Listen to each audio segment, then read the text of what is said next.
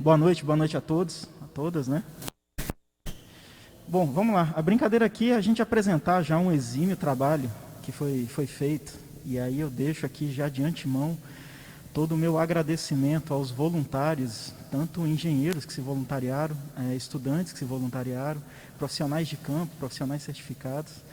Agradeço aí uma ingratidão enorme à ABMEC Rio Grande do Sul, que acolheu com muito carinho e muita ênfase aí o projeto Termodan para fazer aqui no Rio Grande do Sul. Gratidão aí na figura do Carlos Silveira e o Marco Caminha também, que a gente cita.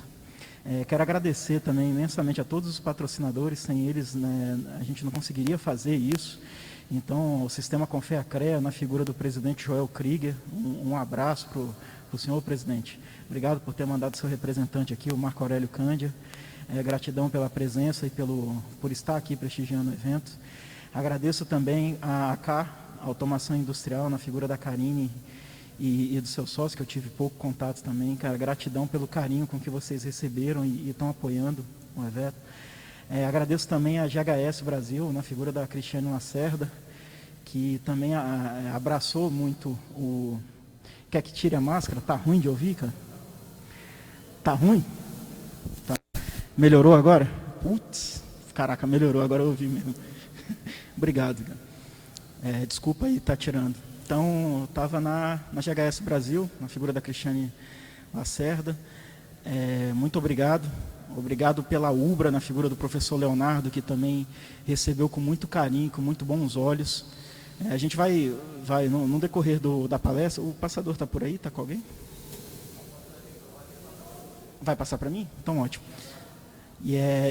Me perdoe se eu esqueci alguma coisa. Falar de Termodan, que é a contração de termografia aplicada à análise de danos, sem falar na diretoria da ABMEC DF, que foi idealizadora, em conjunto comigo, em conjunto com o Henrique Neri, também, que é um engenheiro civil, que inclusive é autor, né, o coautor do relatório que eu estou apresentando aqui. Então, minha ideia também não é me estender em termos técnicos, a galera técnica aí já fez um exímio trabalho, né? Agora aqui é só a gente desfrutar disso e ver como que foi esse processo. E do Sávio Neto também, que no momento não está conosco, mas eu deixo meu abraço aqui, e palestrar na figura de importantes figuras do sistema, como o Dr. Ivo, que está aqui sempre presente, né, Dr. Ivo? Então, gratidão a todos. Vamos começar com a brincadeira. Por que se fala tanto de manutenção preditiva ou métodos preditivos ou parte de detecção, né? Hoje a gente tem aqui o Matheus Leone também, que é um dos autores aí e está num segmento, num nicho de mercado relativamente novo, que eles estão dando de engenharia diagnóstica, né? Por que a gente está diagnosticando com mais precisão? Claro que devido aos instrumentos, mas por que a gente está correndo atrás dessas técnicas? Principalmente técnicas não invasivas e não intrusivas, né? Não destrutivas, que é o que a termografia se propõe, né? Você consegue fazer uma leitura superficial e consegue inferir alguns dados ali de alguns comportamentos, seja de partes móveis, de equipamentos, seja painel elétrico, seja estrutura física, né? No caso da engenharia civil. Você consegue fazer leitura. Por que a gente faz isso? Então, a brincadeira desse gráfico, e aí eu venho de projeto, né? Trabalhei muito tempo com projeto. Então, se você não resolve no projeto, você tenta resolver na execução. E aqui a gente traz um gráfico, né, de custo relativo em relação ao tempo. Então, olha só, você pode demorar um tempo relativamente alto no projeto e o custo é praticamente nulo ali, ele é bem baixo. Então, quando você resolve no âmbito do projeto ainda, na fase de concepção, você consegue reduzir muito o custo. Aí você passa para a execução. E hoje, e aí com a série de adventos, né, você toca hoje quase que em paralelo o projeto com a execução. Na execução você consegue corrigir já com um pouco mais de custo. Tá? E aí, volta só um pouco, por favor. Na manutenção preventiva, que é aquela que a gente mais aborda aqui, a preventiva, que é o que a gente se propõe a fazer, né, quando a gente prega esse método, o custo ele é muito maior em relação ao projeto, mas ele é muito reduzido em relação à corretiva. Então, olha só, corrigir é muito mais caro que remediar, né? Muito mais caro. Então, essa daqui é a brincadeira. A gente tenta antecipar a falha, tenta antecipar a determinada manifestação patológica que você vê que está crescendo, e aí a analogia com os médicos ela é evidente, né? Como o professor Ney muito bem colocou, ele fala que O médico, quando vai, te receita uma série de exames, você vai fazendo vários exames. Então, na engenharia, e aí nesse nicho da diagnóstica, você vai lá tentar diagnosticar a tua instalação. Com diversas técnicas aí, às vezes destrutivas, às vezes não, enfim. Então, queria passar.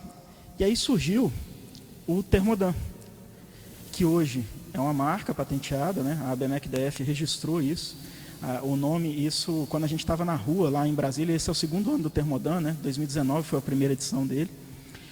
Quando a gente estava na rua, o pessoal já estava chamando a aplicação ou o emprego da termografia de Thermodan. E aí a gente criou a patente do método, né? Uma marca coletiva, de uso coletivo, de propriedade da ABMEC DF. Então, por isso que ela está sempre envolvida. E fora isso, a gente criou um selo, 2 selos, na verdade, né? Um deles é o de doador solidário, que é para quem doa tempo, para quem doa esforço. A gente hoje no dia doa like, doa compartilhamento, doe qualquer coisa, mas doe alguma coisa para uma ação maior, que é uma ação do coletivo. Quando a gente trata do coletivo, a gente tem uma gratidão, né? Recebe de volta isso de uma forma muito positiva. E a sociedade começa a perceber o efeito do engenheiro ou de uma engenharia de qualidade. Então a gente criou esse selo de doador solidário, para homenagear, né, todos os voluntários e quem doou tempo, doou esforço. E o outro selo que é Estamos Unidos a Serviço da Sociedade, que é esse que está estampado na camisa de todo mundo, na nossa equipe de campo. E a gente trabalha isso porque é uma aproximação direta com a sociedade. Então, quem esteve no campo, a Karine esteve no campo, aparece tanto profissionais interessados, estudantes interessados, mas o senhorzinho também da kitnet ali, ele quer saber o que é aquilo, o que isso traz. O pessoal da Secretaria de Obras aqui, que eu deixo até um abraço à Prefeitura Municipal tanto de Canoas quanto de Porto Alegre, que abraçaram também todo o evento, eles começam a perceber o benefício de um trabalho de engenharia. E aí a assimilação com a analogia ao médico, ela se torna aparente. Então, esse selo de Estamos Unidos a Serviço da Sociedade é um selo empregado por todo esse movimento das ABMECs nos eventos que a gente tem feito, Brasil afora, aí, principalmente o que a gente se propõe a ajudar, a organizar e tudo, que é para levar justamente à sociedade o sistema Confea-CREA.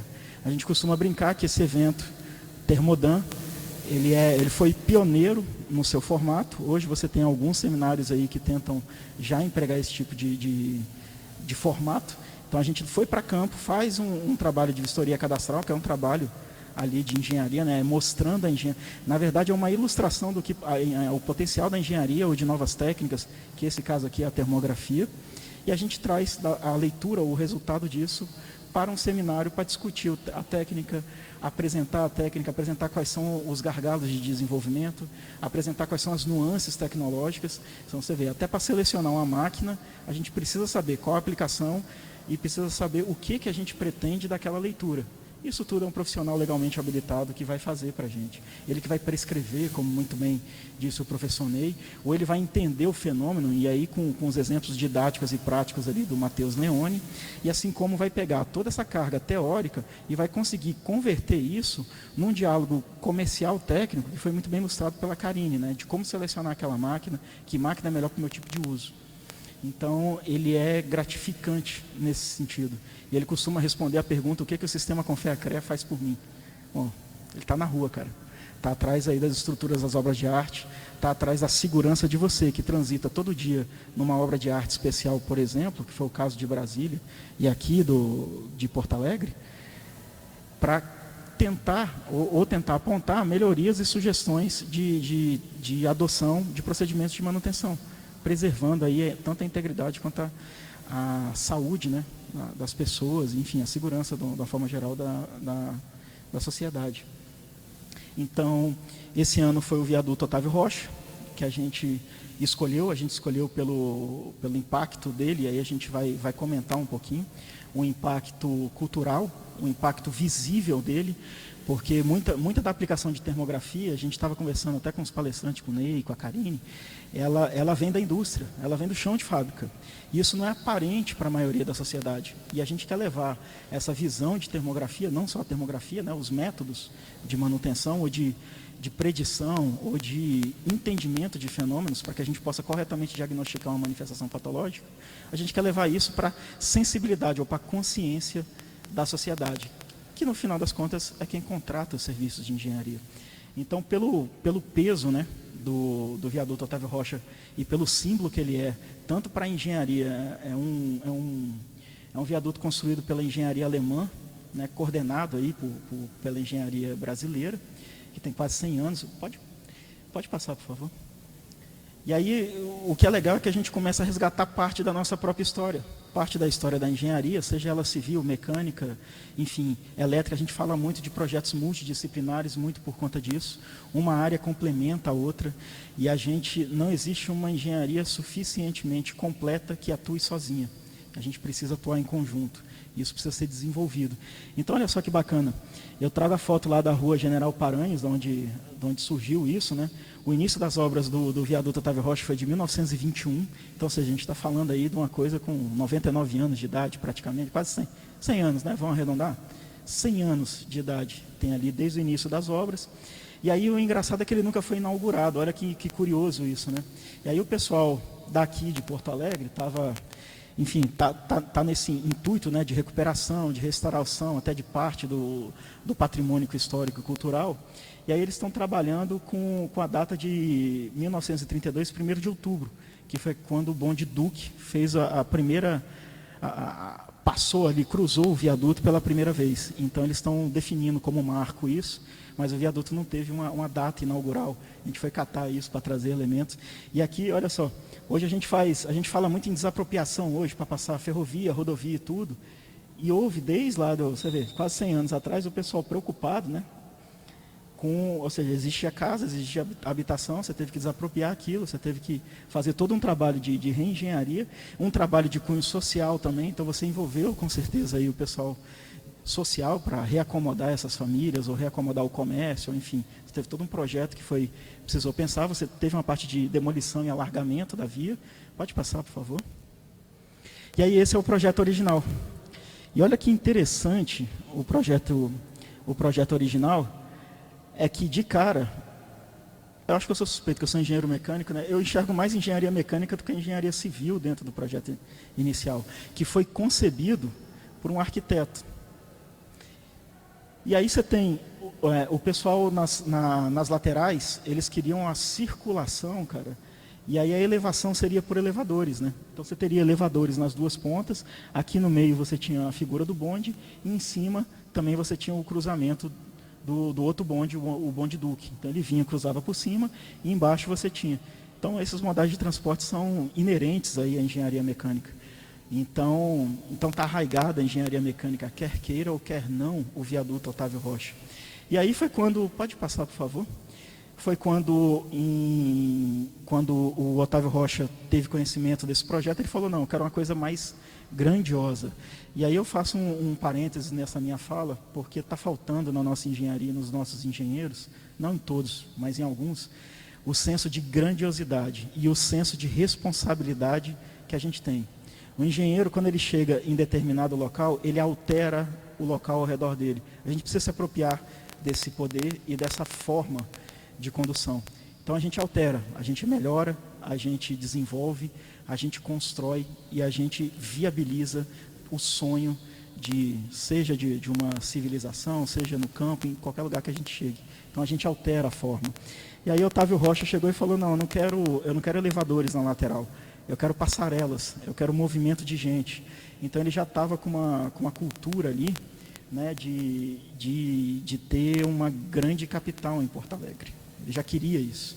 Então ele pegou e amplificou absurdamente isso, né? Tirou os elevadores, manteve. Você vê que inicialmente hoje as vias não tem mais nem rastro dos ferros, da linha férrea, né? Viaduto em cima e embaixo. Em cima ficou paralelepípedo e embaixo ficou asfalto mesmo, né? Mas antigamente não, eram bondes que trafegavam ali ao lado dos carros e tal. E a passarela foi para conseguir acolher os pedestres também. Então ele não queria estar limitado à capacidade do elevador. Então ele criou toda a estrutura de rampa que a gente conhece lá hoje.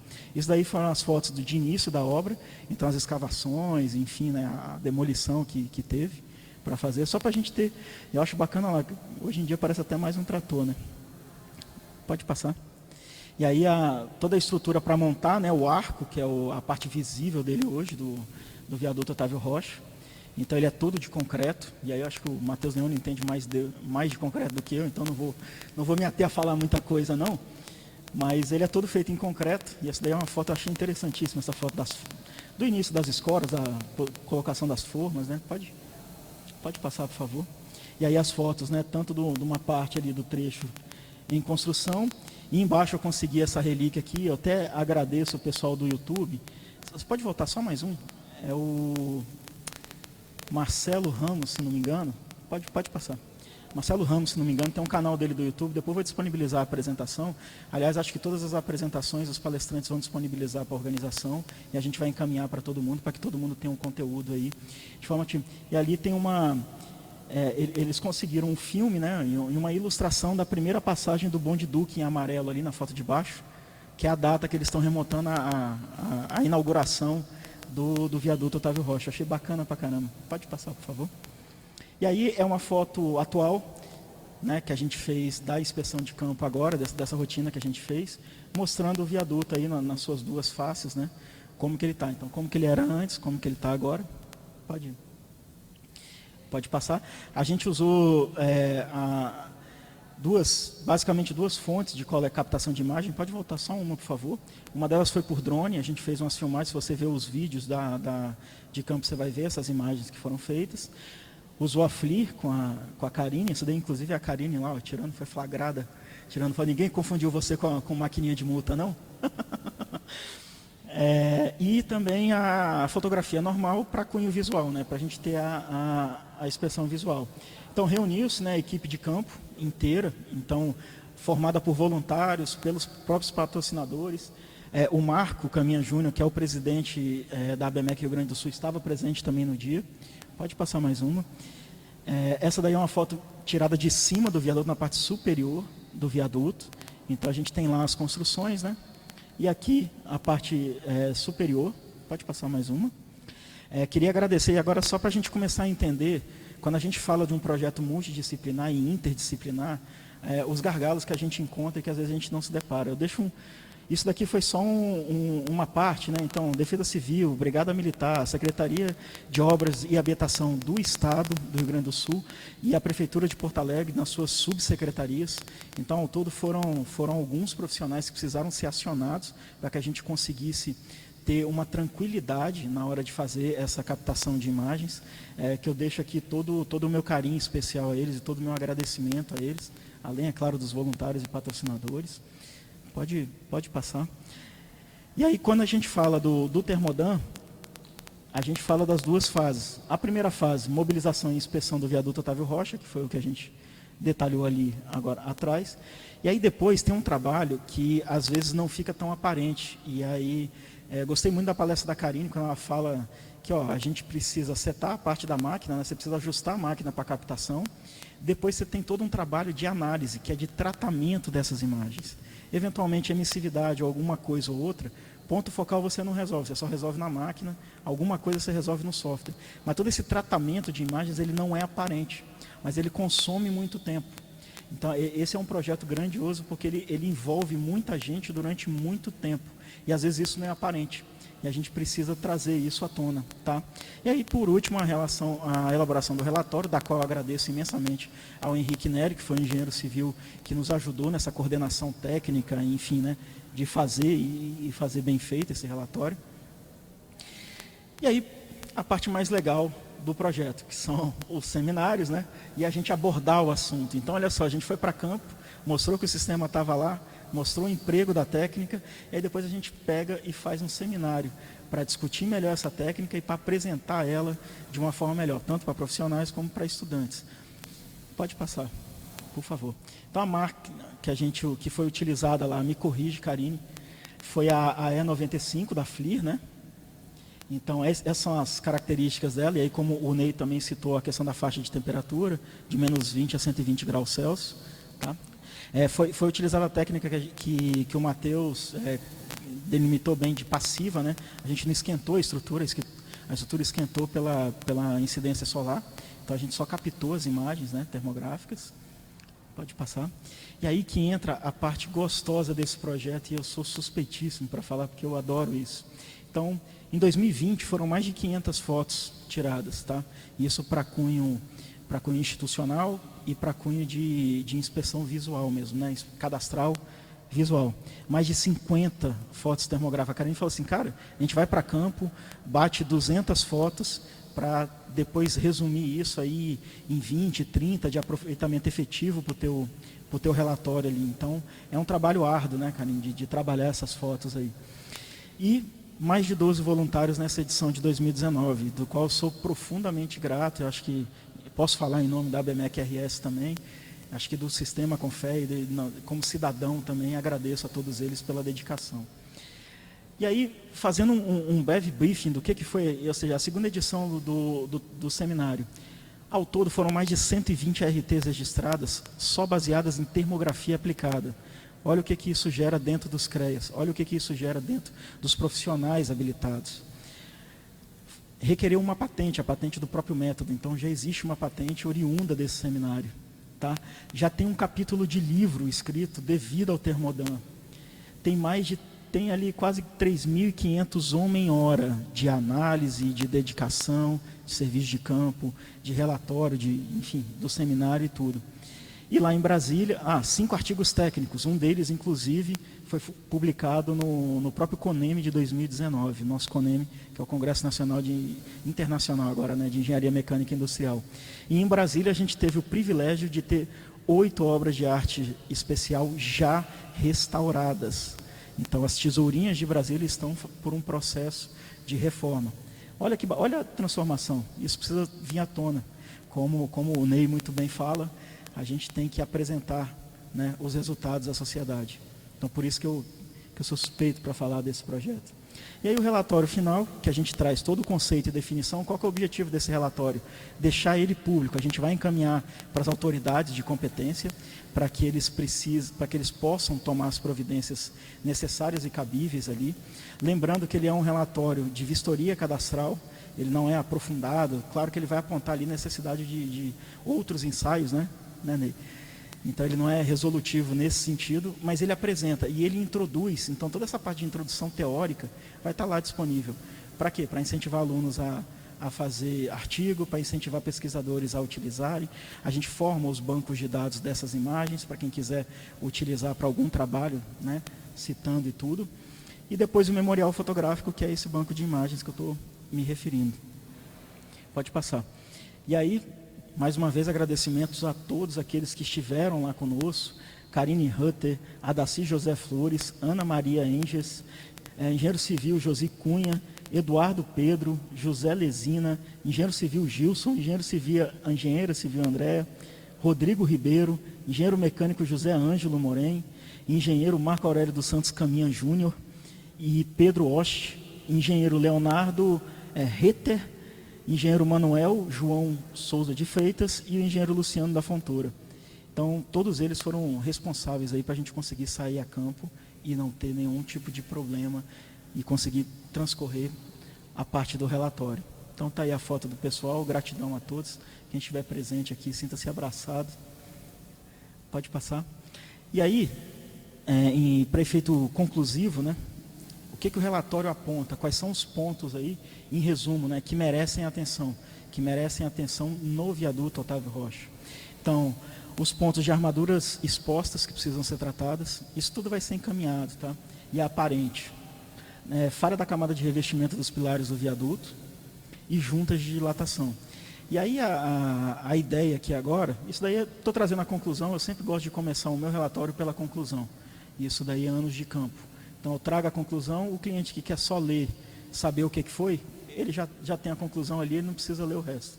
Agora, se o cara é curioso, quer entender método, quer entender tudo, ele continua lendo o relatório, ele vai encontrar tudo lá. Então, a conclusão nos meus relatórios eu sempre boto na frente.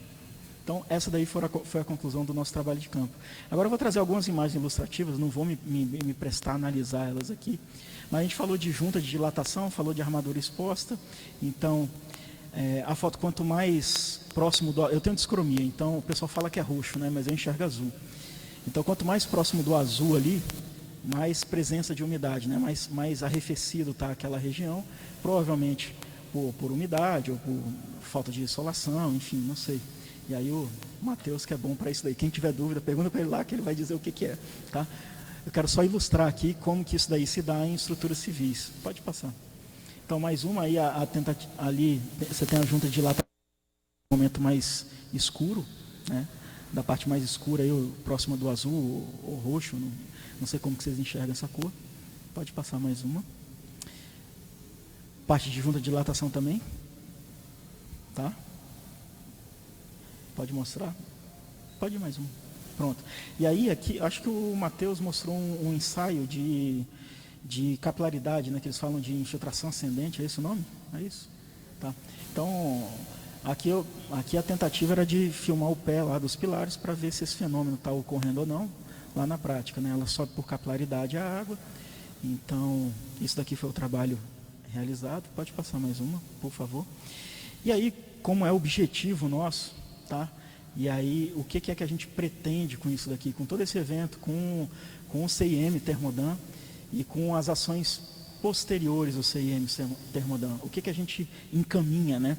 Então, primeiro que a gente traz a baila aí, e aí depois eu queria até convidar meus amigos que palestraram aqui, para a gente eventualmente discutir um ponto ou outro desse. Queria ouvir a opinião de vocês, o que vocês acham. Mas o que se sugere, né, dentro do encaminhamento? A implantação de um plano de manutenção, operação e controle no âmbito nacional. E aí no âmbito amplo dele. Tá? Então, preservação patrimonial, segurança da sociedade, uso e visibilidade e monitoramento. São quesitos que devem conter nesse plano. Tá? A adoção de leis mais abrangentes de manutenção. Hoje no Brasil a gente tem leis extremamente específicas de manutenção, normas extremamente abrangentes. Então a gente precisa do inverso. Leis abrangentes, ou seja, toda estrutura tem que ter manutenção, ponto. Não precisa você ficar falando, ar-condicionado tem que ter manutenção, XPTO tem que ter manutenção. Não, todas as estruturas ou todas as instalações merecem ter uma manutenção adequada, realizada por um profissional legalmente habilitado. E as normas técnicas vão detalhar a forma dessa manutenção. Então, a gente precisa inverter um pouco esse eixo, de achar que as leis têm que ser específicas. A gente tem lei de mais e resolução de menos, né? Resolução de problema, não resolução escrita, tá? Que eu estou tratando. Criação de um banco de dados consultáveis. Então, todos esses trabalhos, a gente tem um meio acadêmico muito fervoroso aqui no Brasil. E aí você tem a proposta do próprio Termodan de você gerar imagens, né? Gerar dados para serem armazenados em banco. Que esses bancos sejam consultáveis, para que a gente consiga fomentar a pesquisa com isso. Inspeções periódicas, inclusive saiu uma lei agora, eles brincam até que é a lei do avião 15747, né? Que é de inspeção, foi uma inspeção pedial, né? Mas você tem as leis específicas de inspeção de outros equipamentos, e, enfim.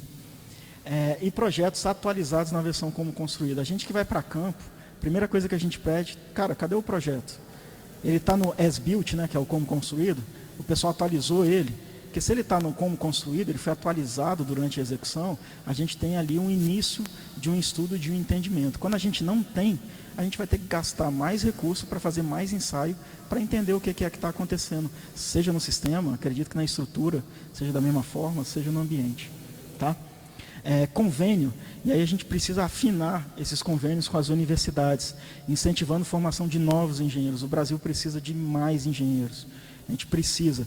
Se a gente crescer, e aí tem uma outra palestra que a gente faz, se a gente crescer numa média de 3% ao ano, a gente vai ter que formar 2 vezes mais engenheiros para conseguir acomodar todos eles só do mercado brasileiro. Então a gente precisa formar mais e precisa manter mais esses engenheiros na atuação e na prática. Tá? A gente sugere também uma central de coordenação e monitoramento de forma centralizada. O que é isso? É a coordenação entre as áreas.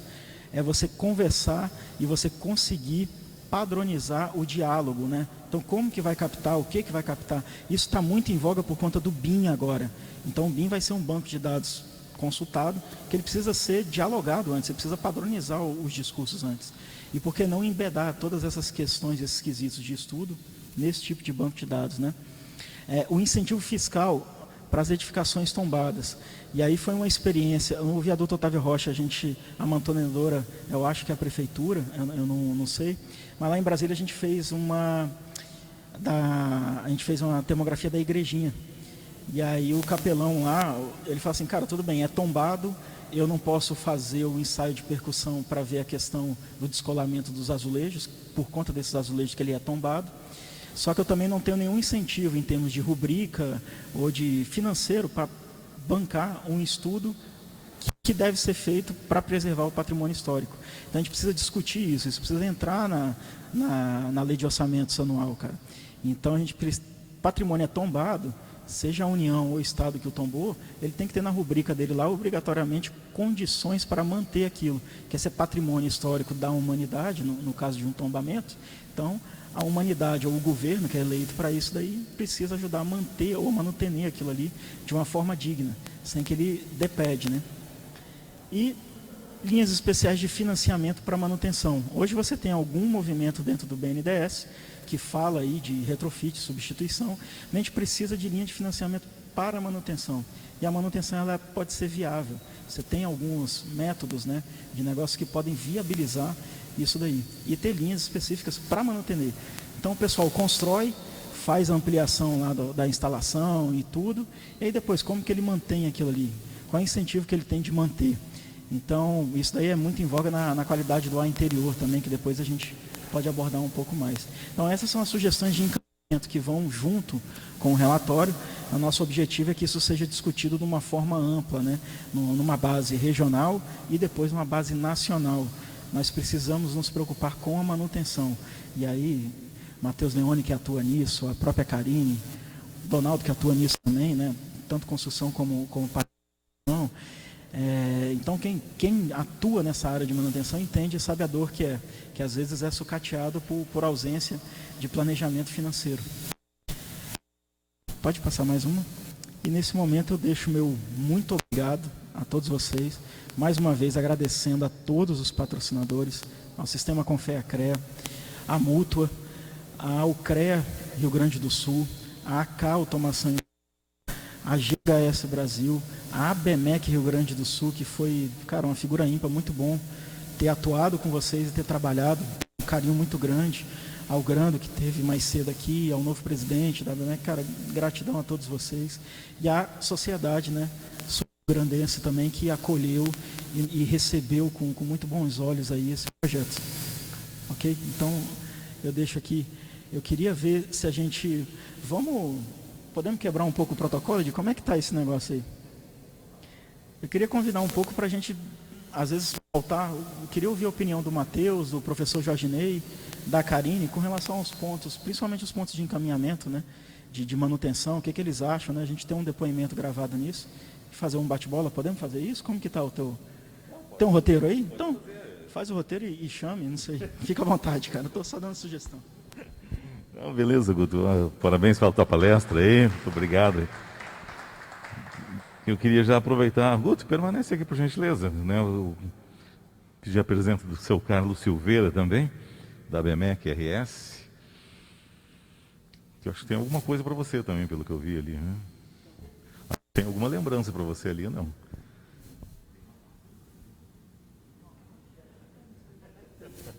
Bem, aqui, ó. Gutenberg Hills, é? Deixa eu pegar aqui.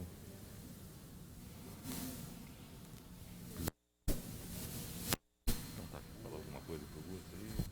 Pode ser.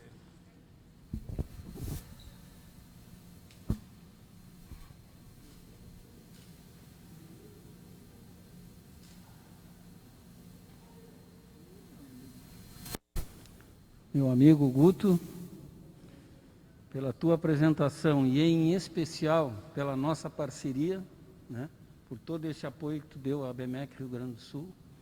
Muito obrigado em nome da ABMEC Rio Grande do Sul e em nome de todos os que participaram dessa organização. Muito obrigado.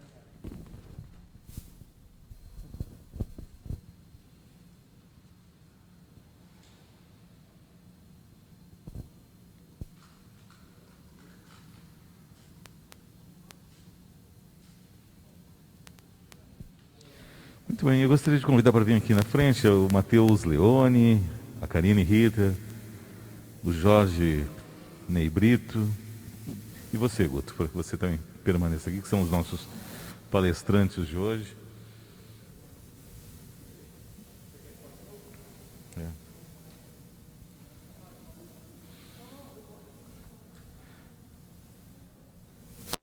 vocês que nos trouxeram todas essas trocas de conhecimentos, essas mensagens tão especiais para nós nessa tarde. Então, quero disponibilizar até para que vocês possam fazer um ciclo de debates aqui, possam dar suas considerações, tá? Enfim, tudo isso. Quem eu passo primeiro? Quem? É para ti mesmo, Guto. Agora sim, agora é a hora da brincadeira. Vem, por favor, né? Você tem só que botar o slide ali. Como? Uhum. Cadê a moça do slide? Para ela botar o penúltimo slide para a gente, por favor. Como todo seminário, né? E aí a proposta nossa é ser extremamente propositivo como resultado disso, né? A ideia é a gente não terminar o evento aqui, a gente tem sempre essa preocupação do pós-evento. O que a gente vai fazer depois? Então a gente vai encaminhar o relatório, vai encaminhar a propositura. No penúltimo slide, alguém pode colocar para mim, por favor? Ana, coloca para mim no último slide, por favor. Não? Ah, tá. E aí, no penúltimo slide, pode passando lá. Aí, volta. Aí. Então, qual que é o objetivo? A gente vai ter o relatório, esse relatório ele vai ser divulgado, né, amplamente, a gente vai entregar para a Secretaria de Obras, no caso específico do viaduto Otávio Rocha, com as fotos termográficas e tudo. Só que a gente pretende também provocar essa discussão em âmbito nacional. Então, queria ouvir um pouco de vocês em relação à política, se a gente consegue trabalhar, se isso é viável, né, ou se vocês entendem que é justo, trabalhar uma política nacional de manutenção, não apenas o específico. Você tem várias leis específicas que obrigam alguns sistemas a ter manutenção, mas você não tem uma geral que obriga tudo a ter manutenção. E aí queria ouvir um pouco disso, ou se quiserem também detalhar algum outro ponto, mas principalmente isso, que a gente é o que eu falei, a gente tem leis específicas demais, né? E lei precisa ser mais abrangente, e normas técnicas muito abrangentes que às vezes não são tão específicas. Você tem as específicas, mas eu acho que a gente precisa mudar um pouco esse cenário, e eu queria aproveitar o embasamento ou a técnica de vocês, enfim, sinta à vontade aí, é um momento free to heart, né? Tipo, pensamento livre. Matheusão, vai lá. Bom, dá para escutar bem com a máscara aí? Oi? Pronto, vou aproximar. Eu acho que iniciativas como essa são fundamentais, e eu vou dar minha opinião aqui, vou focar na minha área para trazer um pouquinho da minha opinião. Eu acho que o que eu vejo que falta um pouco hoje, falando de gestão de cidades, né, focando nas OAS, que é o que a gente viu aqui, é de fato um monitoramento dessas estruturas, né? Ou seja, pensar aí, né, na nossa manutenção preditiva, nas inspeções e tudo mais, né? De fato a gente não tem isso no Brasil, não temos, e não vejo como algo que seja difícil de implementar. Eu acho que toda grande cidade hoje tem equipes de engenharia para poder, claro, isso demanda treinamento, uma série de coisas, né? Porém, não é nada que está longe da nossa realidade de ser impossível. A gente teve uma iniciativa bem legal, né, no Distrito Federal, que foi encabeçada pelo CREA, porém com diversas outras instituições envolvidas, de inspecionar as OAS de Brasília. Infelizmente, no meio da ação, a gente foi pego pela pandemia, a ação parou, a ideia é retornar isso no ano que vem. Porém, eu trago até essa ação aqui como exemplo, porque ela envolveu, além dos órgãos competentes da cidade, né, Secretaria de Obras, enfim, Nova Cap, que são órgãos que vão cuidar diretamente desses locais, envolveu também a universidade, ou seja, envolveu os estudantes de graduação, os professores, que auxiliaram também nas inspeções para ver como que estavam as estruturas, né? Só que isso foi uma ação para ver como que estava naquele momento, né? Excelente ação, temos que ter mais delas, só que eu não estou nem me referindo a ações como essa, eu estou me referindo a monitoramento constante, que eu percebo que a gente não tem. Então, se a gente tem um monitoramento constante das nossas estruturas, sem sombra de dúvidas, a gente vai evitar problemas como o que aconteceu em Brasília 2 anos atrás, que simplesmente meio-dia de um dia, normal, durante a semana, simplesmente alguém me liga e fala: acabou de cair um viaduto em Brasília, né? É claro que eu levei para um caso extremo, porém a gente percebe que isso não está tão extremo assim, que isso está acontecendo constantemente, né? Não só em obras públicas, mas em obras privadas até mais do que públicas. Porém, a gente está falando aqui de um patrimônio, né, público que tem que ser cuidado. Então, essa é a minha opinião. Eu acho que isso tem que ser feito, tem que começar logo, e não é algo impossível de ser feito. Muito pelo contrário, eu vejo como algo totalmente possível, só que carece de uma mobilização, né? E aí eu pego essa ação específica de Brasília como exemplo, que pode ser replicado a nível nacional tranquilamente, e com certeza a gente tem um resultado extremamente positivo disso. Sabe que eu fiquei escutando o que o Guto falou, porque assim, a minha área na formação e até na atuação dentro da minha empresa, ela não é na área de construção civil, né? Mas assim, tem mais a ver com a tua área, né? Que é a indústria, a preditiva e etc. Mas eu fiquei escutando, tu falou uma coisa que me chamou muito a atenção, que é assim, o engenheiro, a construção civil, e agora a tua fala também, quando tu diz assim, de repente a gente recebe uma notícia de que o viaduto caiu. O quanto o trabalho de vocês influencia no meio, na sociedade, é algo assim que a gente, no senso comum, a gente não se dá conta, né? E o quanto é importante. Então, vendo tudo isso hoje, as palestras, as opiniões, etc., eu penso assim, que legal esse trabalho que vocês estão fazendo, porque é um trabalho de formiguinha agora, né? Porque me lembra, a gente estava conversando e eu estava falando que quando eu comecei a representar a FLIR aqui, nós éramos num grupo de mais ou menos 10 representantes no Brasil, em vários estados, né? E foi um trabalho de formiguinha. Hoje a gente já tem na indústria e etc., esse trabalho muito bem consolidado, todo mundo conhece, existem protocolos, trabalhos científicos que comprovam, mas foi um trabalho de formiguinha que aconteceu há quase 15 anos atrás.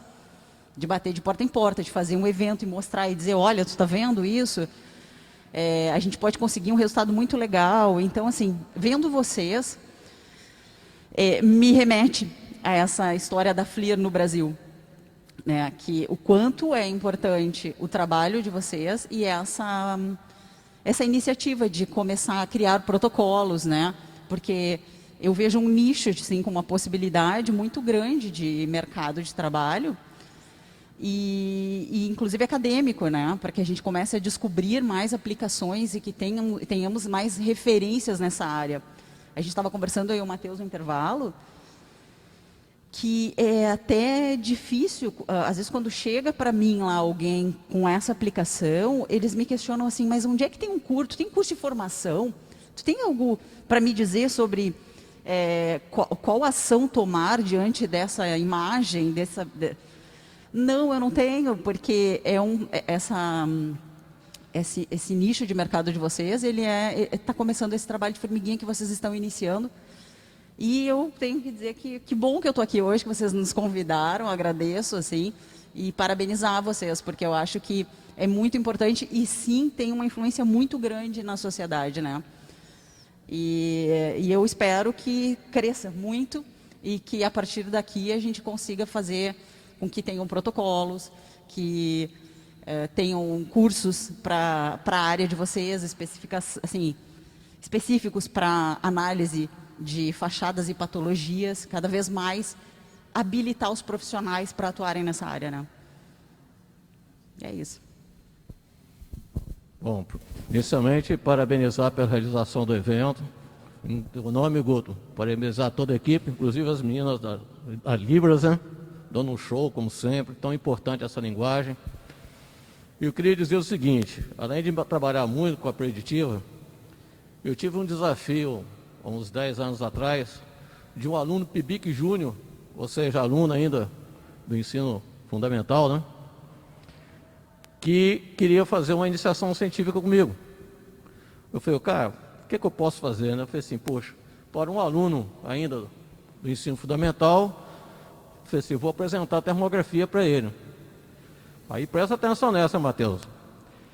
Aí ele chegou para mim, eu conhecia, né, o pai, o avô, eu falei, cara, o teu pai e o teu avô, eles têm imobiliária. Vamos fazer uma inspeção termográfica em alguns imóveis desses e fazer disso o seu projeto de iniciação científica? Foi onde que eu aprendi um pouco com essa parte da civil. E para minha alegria, eu fui buscar, falei, poxa, eu não entendo disso, deixa eu buscar, deixa eu estudar. E aonde que eu encontrei? Porque eu liguei São João del Rei, que é uma cidade histórica, né, com alguns casarios. Eu falei assim, onde que eu posso buscar? E quando eu fui buscar termografia infravermelha em casarios antigos, eu me deparei com vários trabalhos, inclusive mestrado, doutorado, em Olinda e Recife. E aí um outro projeto que ficou parado foi aplicar a termografia lá nos casarios e nas igrejas de São João del Rei. Por quê? Quando você falou, né, da gente, quando escuta, caiu o viaduto. Tão ruim quanto é quando você escuta que uma igrejinha de 5 séculos, ela foi demolida, por quê? Porque aparentemente ela estava bem, mas a sua estrutura interna ninguém sabia. E aí, como você bem mostrou, né, Matheus? Às vezes a gente não sabe nem onde que está a estrutura dela, aí mexe o lugar onde que não pode, aí que desmorona mesmo, enfraquece e perde a história. Então, meu amigo Gutenberg, eu não sei para onde está indo o terceiro Termodão, mas eu coloco a Universidade Federal de São João del Rei, sem consultar meu reitor, para levar o Termodão para São João del Rei, para ser realizado na Universidade Federal de São João del Rei. E eu tenho certeza que eu terei o apoio do CREA de Minas também, porque eu fui eleito, inclusive, inspetor tesoureiro. Então a gente tem essa força também. Entendeu? Então fica aí para você pensar, porque a ideia é a gente imobilizar as pessoas que cuidam dessa parte histórica, para a gente verificar o que a gente pode fazer. Para você ter uma ideia, aí já tem mais uns 25 anos para trás, o sino da igreja da Matriz estava quase caindo. Por quê? Porque a urina do morcego corroeu perto onde que vai o sino, a coroa dele. Então houve uma diminuição significativa do diâmetro do eixo, tá certo? E eu estudei, busquei a solução antes da procissão. E isso ficou marcado lá. Depois o outro professor ajudou também a igreja. Então, se a gente pega alguma igreja dessa para fazer um trabalho desse, ou algum casarão daquele lá antigo, o casarão dos Neves, o casarão daquela cera lustosa que era para dor de dente de antigamente, era lá que era feita. Tá lá, os casarões estão lá. Então, é uma grande ideia. Então, eu estou mexendo nessa parte, aonde a termografia ainda é pouco explorada, que tem um baita do mercado. E aí, para surpresa minha, algumas imobiliárias hoje já começam a te dar um relatório de termografia infravermelha sobre a situação do imóvel. Mas mesmo que ela não faça isso, eu te pergunto, você está comprando um imóvel de 500 mil reais, você pagaria R$1.000 para saber da saúde daquele apartamento? Né? Então nós vimos uma briga até com o envolvido ator da Globo, até, porque estava tendo um vazamento, né, da banheira. Logicamente, quando você vai comprar um imóvel, você tem dinheiro e vontade demais para comprar, e o cara demais para vender. Tudo cheirinho com tinta boa, qual que é a diferença visual? Como é que você vai ver que ali tem uma umidade ali proveniente de um vazamento? Então, é essa parte que precisa ser mais explorada, assim como ela precisa ser mais explorada na área de engenharia mecânica. Por exemplo, você fazer verificação de como estão os voletes num transportador de correia. Nós sabemos que se travar um daqueles voletes, um daqueles rolamentos, pode chegar até rasgar a correia. E você consegue fazer isso de forma mais rápida. Né? E na parte elétrica nem se fala. Nem se fala. Então, quando a gente está falando de conjugar a câmara termográfica, né, o termovisor, com o drone, não teria acontecido aquele acidente há uns 10 anos atrás que matou o cinegrafista e o piloto do helicóptero, porque ele recebeu um vento lateral, não sei como é que, não me lembro, mas eles bateram na linha de alta tensão. Então, tudo isso é para mostrar que o campo da termografia, eu estou falando mais aplicado à engenharia, estou nem mexendo com as outras áreas não. Tem um campo enorme ainda para ser explorado. Né? Eu mostrei para vocês, né, que a gente fez a inspeção de um prédio antigo lá, antigo não, mas um prédio antigo que a gente usava antes no departamento, né, que queria ser usado para ser o novo arquivo morto. Aí, logicamente, que lá iriam pessoas e arquivo morto, né, por ser piso, né, o primeiro piso, o pessoal ficaria em cima. Mas tem esse problema da umidade, então nós conseguimos dar a resposta. Nós fizemos pesquisa, mostrei para vocês ali, detecção de baixa isolação e motor elétrico. E tem outras coisas que dá para estudar com termografia. Né? E aí eu tenho meu grupo de pesquisa, que é o Grupo de Estudo, Pesquisa e Laboratório de Sistema Dinâmico, que é o GEPLACID. Tenho outras lideranças lá, que com certeza, assim como nós já fizemos o CONEM lá em São Del Rey, caso você queira que seja feito na cidade histórica, podemos fazer em São João del Rei. Bom, mais uma vez, muito obrigado pelo carinho e atenção de todos.